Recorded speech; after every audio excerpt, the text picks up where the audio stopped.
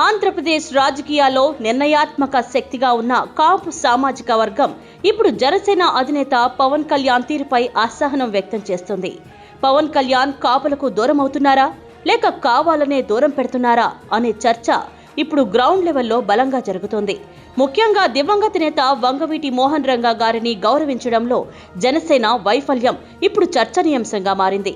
కులముద్ర పడుతుందనే భయంతో రంగా గారి జయంతి, వర్ధంతి కార్యక్రమాలకు పవన్ కళ్యాణ్ కనీసం నివాళులు కూడా అర్పించకపోవడంపై ఆ సామాజిక వర్గంలో తీవ్ర అసంతృప్తి నెలకొంది. కేవలం రాజకీయ పదవుల కోసమే తప్ప కాపుల ఆత్మగౌరవాన్ని పవన్ కళ్యాణ్ విస్మరిస్తున్నారనే విమర్శలు ఆ సామాజిక వర్గంలో వ్యక్తమవుతున్నాయి.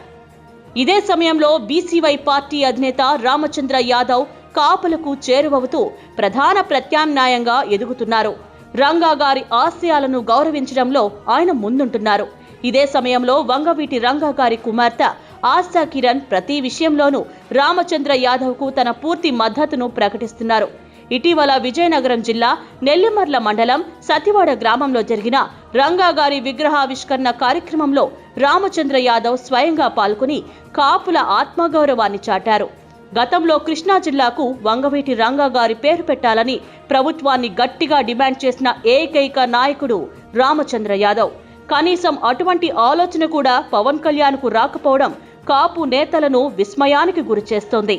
నివాళులు అర్పించడానికి కూడా జంకే నాయకుడి కంటే తమకు అండగా నిలిచే నాయకుడే తమకు కావాలని కాపులు భావిస్తున్నారు. ఈ పరిణామాల నేపథ్యంలో కాపులు పూర్తిగా జనసేనకు దూరమయ్యే అవకాశం కనిపిస్తోంది. తమిళనాడు తరహాలో ఏపీలో కూడా మూడవ ప్రత్యామ్నాయ శక్తి ఉద్భవించే అవకాశాలు మెండుగా ఉన్నాయని, ఆ స్థానాన్ని భర్తీ చేయడంలో పవన్ కళ్యాణ్ కంటే రామచంద్ర యాదవ్కే ఎక్కువ అవకాశాలు ఉన్నాయని రాజకీయ విశ్లేషకులు స్పష్టం చేస్తున్నారు.